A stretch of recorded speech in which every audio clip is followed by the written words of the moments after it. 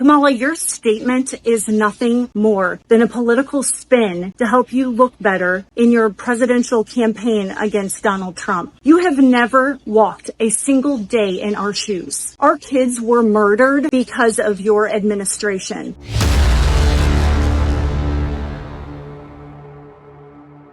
Kamala Harris makes a nightmare mistake by going on social media and calling out President Trump for attending the ceremony at the Arlington National Cemetery with the Gold Star family members. These are people representing the 13 service members who lost their lives in Afghanistan. So what we're going to do is hear the choice words that these family members had to say about Kamala Harris.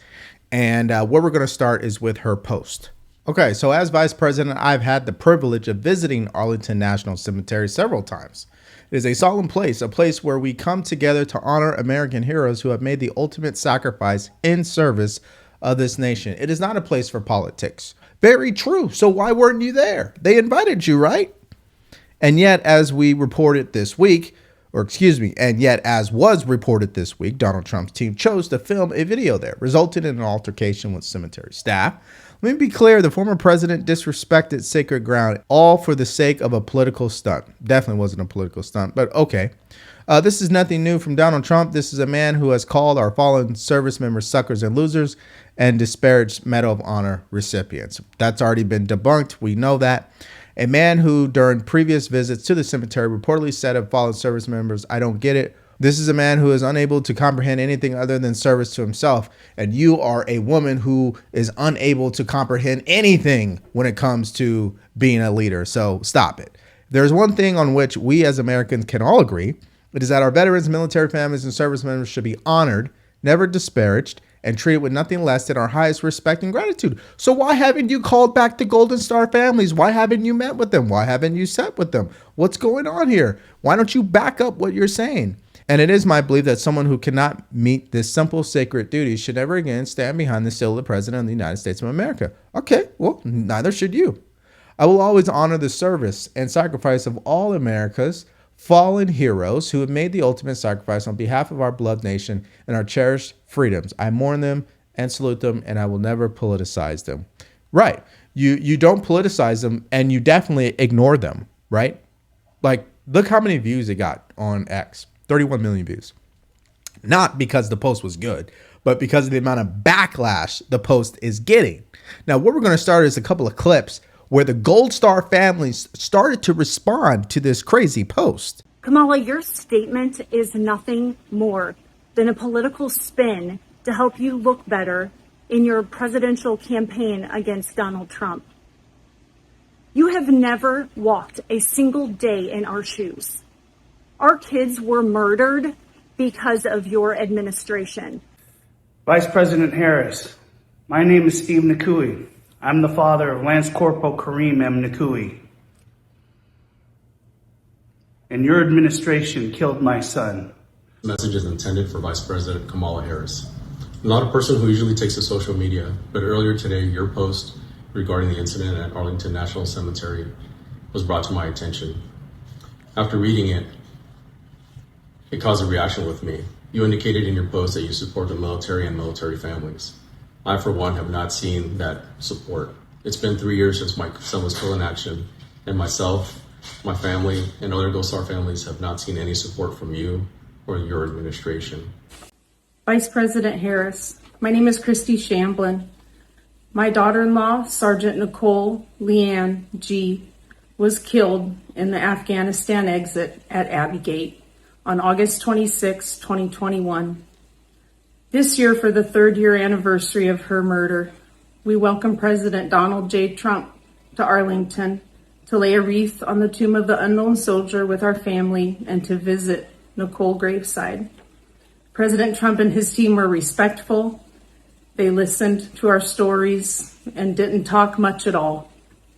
We welcomed them that day, and they were comfort to our family. Vice President Harris, I ask you, why won't you return a call and explain to us how you call my daughter-in-law's death a success? Vice President Harris, my name is Jim McCollum. I am the Gold Star father of United States Marine Corps Lance Corporal Riley McCollum, killed in Afghanistan August 26, 2021. Your recent remarks related to Trump's visit to Arlington are filled with nothing but lies and deceit. Okay, it goes on for another 3 minutes. Okay, this is the backlash she received from that post, and it's well deserved. Okay, now I served 13 years in the military. I have definitely triggered over this. There's no question about it. And I'm gonna just say it like this: I don't care how you feel about Trump, but what you can't say is he's been honoring these troops ever since it happened. He's the one that's been speaking on this ever since it happened. I haven't heard from Joe Biden. I haven't heard from Kamala Harris. And it doesn't matter if I hear from them. The families haven't heard from them. That's the freaking point. But they want to go out and say, well, Trump, he doesn't really honor our troops. He doesn't like our troops. He's this, he's that. Guys, the results say otherwise. You guys keep buying into the bullshit propaganda about what someone else said that he said when he said it over here, and they said this and that. It's a bunch of hearsay. There is no recorded audios. There's no video footage. There's no photos. There is nothing to show that Trump has been disparaging veterans in the same way that Joe Biden and Kamala Harris has, because the ultimate test to know whether someone truly does not like veterans or not is just look at their actions. I don't care about what they say. What are they doing? What have they done? But I don't think CNN got the memo on that. Watch. You wanted the former president there. By the way, I think it's a wonderful thing that he was there, reflective and honoring our war dead. But it crossed a line at some point. How do you see it? Well, first, I want to remind everybody that it's really hard to find a way on August 26th to celebrate, and we want to celebrate our heroes. We invited both President Trump and the Biden-Harris administration, and we didn't hear back from the White House. We were happy to welcome President Trump to lay wreaths with all three of our families and some of our wounded from that day. And when he came to Section 60, it was at our request to spend time with our loved ones. There was not a press presence there. We privately took pictures among ourselves. And it was, a more celebratory feeling for that day because, we want to celebrate our loved ones. And it's very hard to find ways to do that at a cemetery. But they were very respectful. We didn't see any altercation. And really, we just want our loved ones to be honored and remembered in a positive way.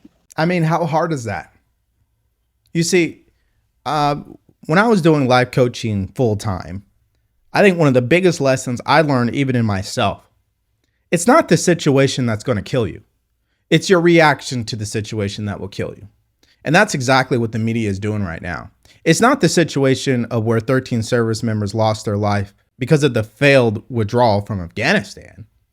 It's the media's reaction to the fact that Trump is the only person under the current administration in the last 3.5 years to actually go and honor these service members. And for them, because they have Trump derangement syndrome, it makes them sick. So it's their reaction that is so delusional, disrespectful, and sick, especially when it comes to these families. So I hear and respect all of that. At the same time, I have to say he should not have used the video that was recorded in TikTok for a campaign purpose. Can we agree on that? I'm not on TikTok, so I don't know what it is. But there's no political campaigning that. I apologize. I know you don't like it when we have to stop the video. Just look at this. Oh my God. Look at this guy's face. Zero remorse, zero empathy. He didn't even laugh when she said that, right? She's the one with the pain, and she found a moment to laugh. And this guy's like, oh, come on, I'm trying to get this clip. I want to nail President Trump. I want to nail him. Just a selfish dude, right? Like, he's the type of guy, I'm not even going to say. Let's just push play. Was done at Section 60 that day. Right. It was a respectful And time. I'm showing what was put on TikTok so that the audience can see it. And I recognize you might not be able to see it. We didn't lose one person in 18 months, says the narration. And then they took over that disaster, the leaving of Afghanistan. We lost 13 great people. I mean, it's got a message of saying, I did right by our soldiers, and Biden and Harris did not. I mean, up until that point, I get it. It's great that he's there. Family members want pictures. Terrific. Take the pictures. Do whatever the family members want. But he shouldn't have put it on TikTok for a political purpose. Why are you talking to her about that? That's what I don't understand. Like, someone should take him in a back room and just slap him. Because it's like, if you want to have that debate or argument, why are you talking to her? Why don't you invite Trump campaign advisor on and confront them about it? Why are you pressing her on that? She has nothing to do with that. I don't understand his angle. Well, I just have to go back to, we really just want our kids to be remembered and honored. And it's unfortunate that we can't get that, in other ways. So we support President Trump, and he's supported us.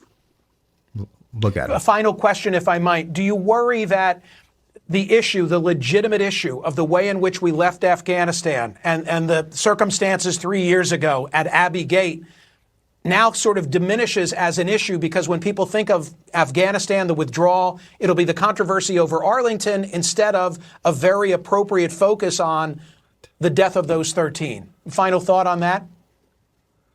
I think our media needs to do a better job of focusing on the Afghanistan withdrawal instead of things like this that aren't really relevant or important. I mean, we were very respectful. I understand that there may have been, a little bit of a misunderstanding, but we'd like to take the focus back to, just like you said, let's talk about how we left all the equipment behind. Let's talk about the Americans and the Afghans we left behind. Let's talk about the people we brought over that weren't vetted. Let's talk about the wounded. And that's what we want to bring focus back to. I appreciate. Guys, look at his face. He was just hoping he was going to be able to get a clip, a soundbite. He was just hoping, he was praying that he was going to be able to nail Donald Trump. That's what these people wake up in the morning and look forward to. So because her campaign wants to play games and be disrespectful, the Trump campaign came out and dropped this ad as a response. Watch. Afghanistan. Yes. Were you the last person in the room? Yes. And you feel comfortable? I do. She agreed with his decision-making 100%. That decision was to pull all of our military out first, to close down Bagram Air Base, to leave Americans behind. Kamala Harris has touted her role on Afghanistan policy. Now she owns it too. On the issue of Afghanistan, we have seen a successful drawdown of the embassy, and thankfully, without any American casualties. Our highest priority right now is evacuating American citizens. We have made significant progress in that regard. It is a dangerous and difficult mission, but it must be seen through, and we intend to see it through as best as we can. What happened? What was the exit strategy? When you were that last person in the room, what was told, okay, worst case scenario, if this happens and our Americans are trapped, what is our plan? You know, I don't understand why anyone hasn't been fired or relieved of duty. I don't understand that. I don't understand why there wasn't a committee assigned to investigate this. And you know what? I think Republicans and Democrats, they own this too. I don't think it's just Kamala Harris and Joe Biden. They all own it. It's the government. And so, listen, it's really hard doing this video because there's so much I want to say, but I'm not going to spend hours going on and on and on. But I'll leave you with this final point. It's just one. Some commander-in-chief who can't personally call each of these family members and just go through that process with them. Some commander-in-chief. And then the one who wants to be commander-in-chief, wouldn't it be a great idea to do that so you separate yourself from this terrible president right now in Joe Biden? I mean, there's so many ways I would think that this would bode well for her because she needs to be her own person. She's not right now. So that's my opinion. That's my mindset. Obviously, we thank these service members for their sacrifice, and we send our hearts out to these family members, and we send a bunch of FUs to CNN and everybody that was involved in this that is responsible. So I want to hear what your thoughts are and more in the comment section below. Thank you for checking out the video today. Stay grateful, stay focused, and stay true. Peace.